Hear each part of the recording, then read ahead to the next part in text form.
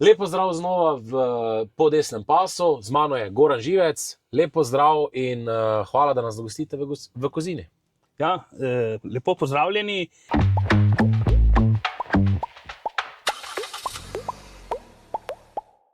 V naši volilni enoti. Jaz sem Goran, star sem 52 let. Po izobrazbi sem ekonomist, podiplomc, mednarodna trgovina, večletne izkušnje v tujini.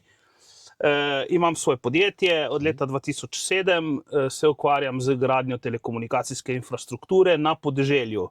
V Sloveniji, na Hrvaškem, v Avstriji optične infrastrukture in v zadnjem času spet v Sloveniji 5G mobilnih omrežij odprtega tipa.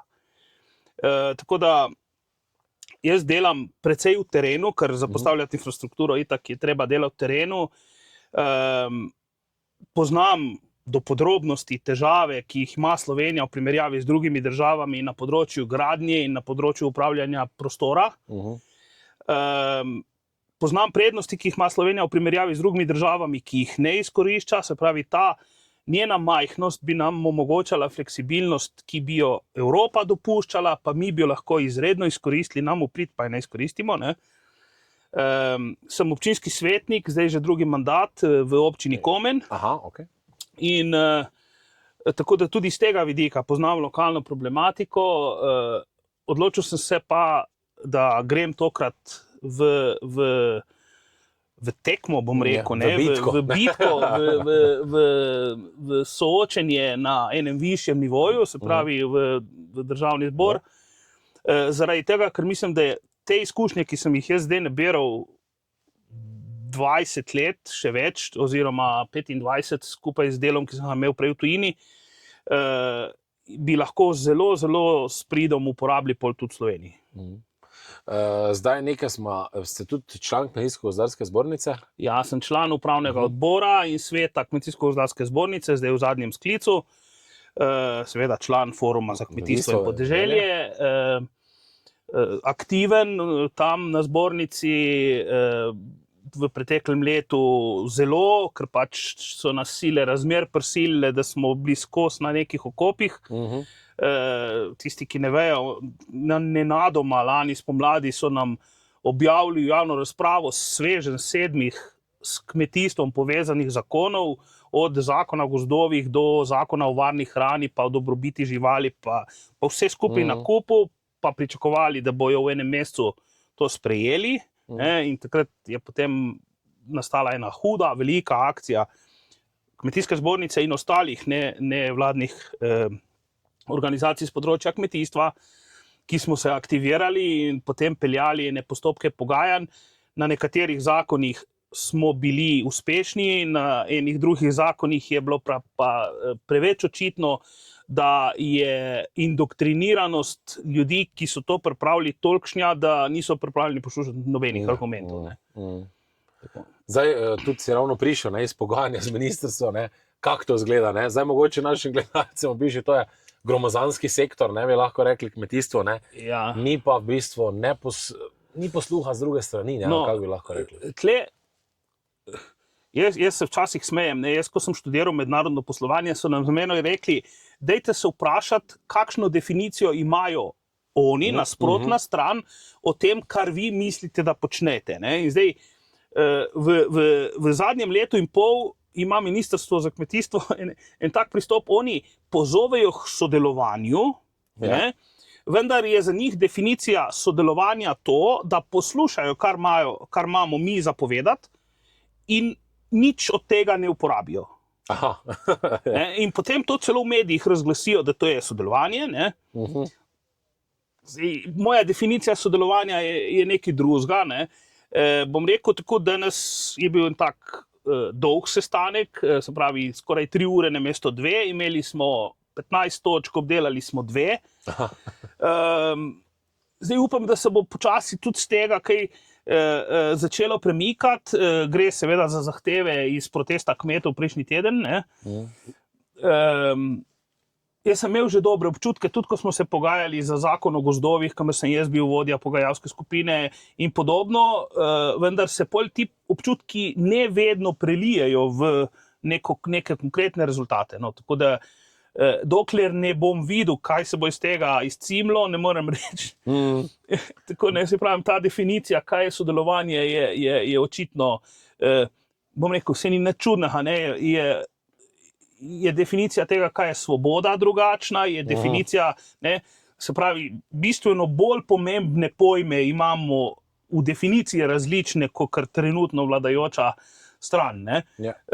Tako da me ne čudi tudi, da pri besedi sodelovanje se morda razlikujemo. Ne. Čeprav ni običajno, vsi govorimo, vem, da vsi slovensko in bi na nek način morali imeti podobno razumevanje pojma.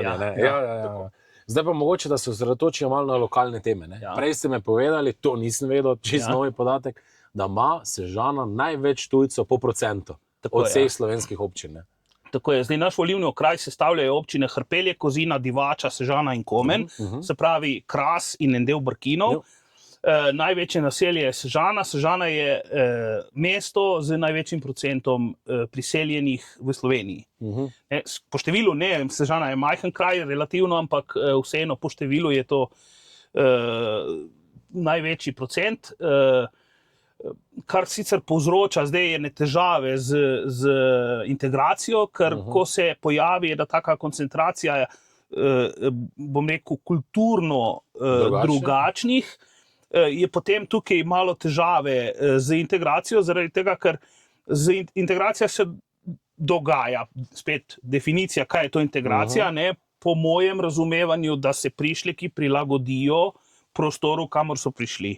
Ne. In zdaj, če jih pride zelo hitro preveč, je pol ta postopek težaven, predvsem je pa to en postopek, za katerega se moramo zavedati, da se ne bo zgodil sam. Ne, ker če bi prišel eden med 100, potem se zgodi ta integracija sama.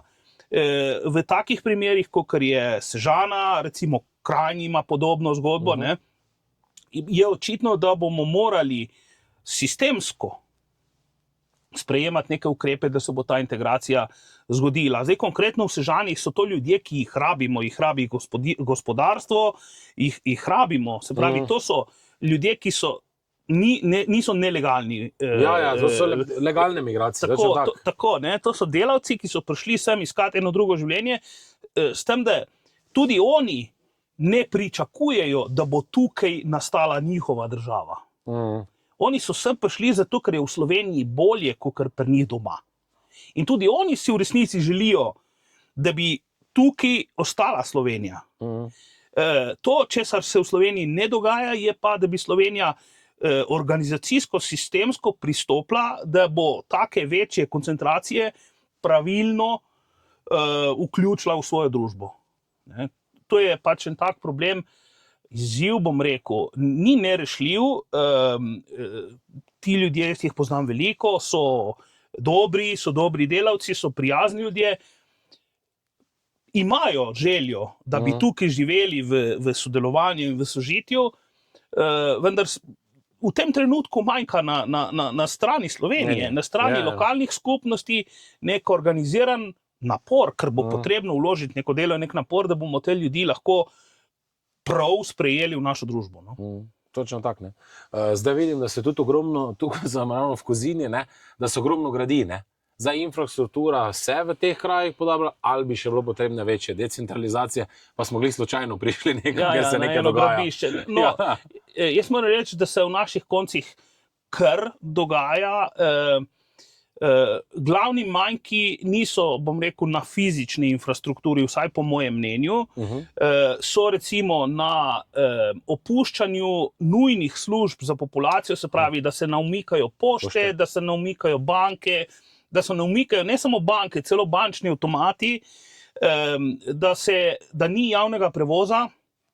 Ne, to so, bom rekel, je tudi to infrastruktura, ne, ni una fizična vodovodi in ceste. Kar se tiče vodovodov in cest, jaz moram nekako tako ugotoviti, da v primerjavi z drugimi deli Slovenije, glede na to, da sem prekopal velik del Slovenije, je tukaj stanje relativno dobro. Sicer smo redko poseljeni, kar posledično za sabo povleče, da so stroški oskrbe visoki. Mi plačujemo eno najdražjih vod, recimo v Sloveniji, ne, po kubičnem metru, ker je pač redko poseljeno, veliko kilometrov cevovodov in je treba to vodo pumpati, ne, črpati logično, visoko in tako da iz vidika osnovne infrastrukture se začenja kazati ta problem. Ni več pošt, ni več javnega prevoza, populacija se stara, demografsko padamo. Ne. Jaz moram povedati, v moji generaciji, jaz sem letnik 73, jaz sem v prvi razred šel leta 80. V Komnu, nas je bilo 33 v prvem razredu. Zraven je še podružnična šola Štanjev, ki jih je imela še enih 16 ali 18. No, mi smo v občinskem svetu pred 4 meseci s strani te ravnateljice Komenske šole dobili podatek o predvidenem vpisu v prvi razred v letu 29-30. Se pravi, tisti, ki so bili 2025 rojeni, ko bojo 2024 rojeni, ki bojo 29-30 šli v prvi razred. V celi občini 11. To je ta manjko demografski, ki se tukaj dogaja zaradi tega, ker mladi, tle mi imamo velik problem, občinski prostorski načrti in prostor za življenje mladih ljudi tukaj izrazito manjka. In to, česar tudi državna urbanistična politika noče razumeti, podeželje je drugačno kot mesta. Na podeželju je to medgeneracijsko sodelovanje med nonoti, rečemo mi, med dedki in babicami in delovno aktivnim delom populacije in otroci še vedno živo in dejansko omogoča, da se ohranijo ta družinska jedra, kljub temu, da je stanovati na podeželju dražje, kot bivati v mestu. Dražje, zato ker karkoli rabiš, moraš iti v avto in se pelje 20 kilometrov. In urbanistična stroka bi to morala na podeželju upoštevati. Bi morali razumeti, da če ima ena družina zraven hiše eno parcelo, ki ni stavbna, vendar bi ta mladi želeli zidati hišo, jim je treba omogočiti, da naredijo hišo zraven, ker ob 3 popoldne, ko so v službi in pridejo otroci iz šole in jih oskrbijo dedki in babice, nonoti in none, morajo biti nonoti in none zraven. Ne? Kar pomeni, če reče občina, ja, sej imamo tam v unem drugem naselju 20 parcel za gradnjo. Nam to nič ne rabi, zato ker če se mora ta mlad par, ta mlada družina premakniti 10 kilometrov stran, je potem vseeno, ali se premakne v Ajdovščino, kjer ima, ali pa v Novogorico, ali pa v Koper. Ker ima vse na kupu potem in tam lahko potem sami servisirajo otroke, ker čim prekinemo to vez med starimi starši in družino, ne, je potem vseeno, kje so. Ne, in jaz mislim, da je to jedro družinsko, večgeneracijsko, ena velikanska vrednost slovenskega podeželja, ki skrbi tudi za prenos slovenske kulture med nonoti, nonami in otrocmi, ne, ker je bilo tako, mene so bolj vzgajale none, kot mama. Ker mama je bila v službi. Ne, in jaz mislim, da je to ena specifika slovenskega podeželja, ki jo je treba ohraniti. Plus, moram dodati še eno stvar, ne, zdaj, Koper je zelo drago mesto, ne, zdaj Kras se tudi zelo draži.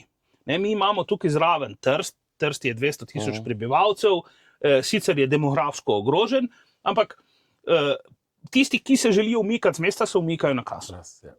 Ne, in mi imamo tle eno težavo. Zdaj, samo gradnjo je Slovenija izrazito omejila. Ne, smo slišali po medijih, pride sosed pobarvati ograjo in dobi kazen, ker je delo na črno. Ne. To je katastrofa. Mi se moramo zavedati, Slovenci imamo polovico trenutno aktivnega stavbnega fonda, ki smo si ga zgradili sami.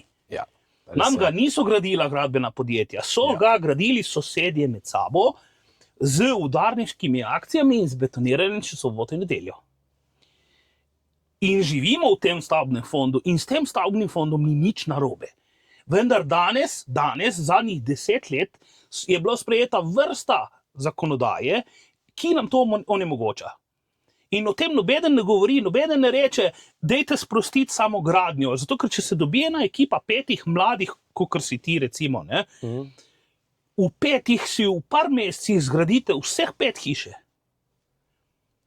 Zato, ker smo pozabili, koliko je vredno naše fizično delo. Na podeželju ta kultura še obstaja, samo zdaj to kulturo z zakonodajo izrazito ovirajo. Slovenci teh 20-30 tisoč stanovanj, mi si jih zgradimo sami, samo naj nam pustijo, da to naredimo. Ne? Zato, ker ustrajati, da moramo stanovati v stolpnicah, ki bojo gradila gradbena podjetja, je narobe. Pa tudi draži se cena. Vse je dražje, zato ker s tem, ko to počnemo, dejansko oviramo trg nepremičnin. Ja. Ne? In to jaz vidim tle eno rešitev v Sloveniji. Mi moramo ob tem, da sprostimo administrativno pravila glede gradnje, mi moramo absolutno spet omogočiti, da bomo med sosedi si pomagali, tako kot smo si vedno, in ta medsosedska pomoč v Sloveniji je ena od glavnih točk slovenstva, če spet uporabim eno definicijo, ki očitno ni enaka med vsemi pri nas, ne? Ja, res, Ampak ja. ne, ta medsosedski odnosi so ena vrednota, ki jo bi mi morali razvijati, je del slovenske kulture. In je ne moremo, so nam jo zavrli. Ne? Bom povedal še drugače, Luka, da boš razumel. Prav arhetip pridnega Slovenca je tisti, ki se je spravil na svoje in je spravil otroke do kruha. Ja. In zdaj, to je priden Slovenc. Ja, točno tako. Ja, in zdaj, v ta kulturni model, ki ga imamo v genih, pritiskati, da bomo gradili najemniška stanovanja, je neslovensko, je narobe. Ne, se tu če še malo jaz skočim, ne, mislim, da ste povedali tako, da sem se jaz nežil, ker tak je. Ja? Ker vi ste zdaj v parih stavkih to povedali, ne. Recimo tudi ankete kažejo na to, ne. Mi smo pred parimi tedni nazaj, ne, dobili anketo, kje si mladi želijo živeti. Imate več 65% mladih se vidi v hiši z vrtom. Ja. In kaj mi delamo? Mi delamo ravno obratno. Ja. Kaj si mladi ne želijo. Ne? Ja, pa Luka, oprosti, da vskočim, da ti povem, kaj je recimo eden od ukrepov, s katerim se zdaj ukvarjamo mi tam na občini in se morajo ukvarjati vse občine. Ta hiša z vrtom je zdaj po trenutni zakonodaji slovenski problem, zato ker vrt je stavbno zemljišče, ki je nezazidano. Ja. In mi ne moramo imeti vrta zraven hiše, mi moramo vrt prodati, zato da bo nekdo drugi lahko tam hišo zidal. Mislim, ja, tako bedarije se gremo. To je zato, ker tisti, ki sprejemajo predpise, ne upoštevajo kulturnih prvin, ki jih Slovenci imamo drugačne kot drugi narodi. Še malo moram tukaj dodati. Ne? Jaz razumem, da nam lahko tuje inštitucije govorijo, da je v Sloveniji nadpovprečen procent lastniških stanovanjnih hiš. Jaz sem mnenja, pa sem dal kar nekaj sveta okoli skozi, da je to, da smo Slovenci navezani na lastnino hiše, eden od faktorjev, da smo Slovenci preživeli. Ja. Zaradi tega, ker ko pridejo težki časi, je to, da si ti na svojem in da nisi nobenemu nič dolžen, korenina, na kateri lahko zdržiš neomejeno veliko časa. Če imaš prehransko avtonomijo, se pravi prehransko varnost in energetsko varnost, ne, in spet, če se spomniva, prepoved, da ne bomo smeli kuriti drva. Ja. To je vse načrtno v nasprotju s tem, kar je srčika slovenstva. To je prav kontra. Ja. Ne smemo imeti prehranske varnosti, ne, pa zdaj še Mercosur dajmo dodati, ne, da smo imeli to pogajanje, pa povejo iz Uprave za varno hrano, da sistem ni zmožen 100% kontrole uvoza. Ja. Ne, da itak lahko kontroliramo samo vzorčno. In da analiza traja 3 tedne, ampak če mi pripeljemo meso v 3 tednih, smo ga že pojedli, če pride 3, ne bomo več umakali iz trga, je že šlo mimo. Ne, to je in tega je cela serija, tega je preveč in to je treba enkrat ustaviti in jaz upam, da bomo zdaj 22. marca temu rekli zdaj zadosti. Moramo. Ja, Moramo, ne. Res, jaz bi še samo za na konec, ker ste res bili, res je bil, no, vsebinski, ne. Jaz bi še samo že na konec, kaj te žene.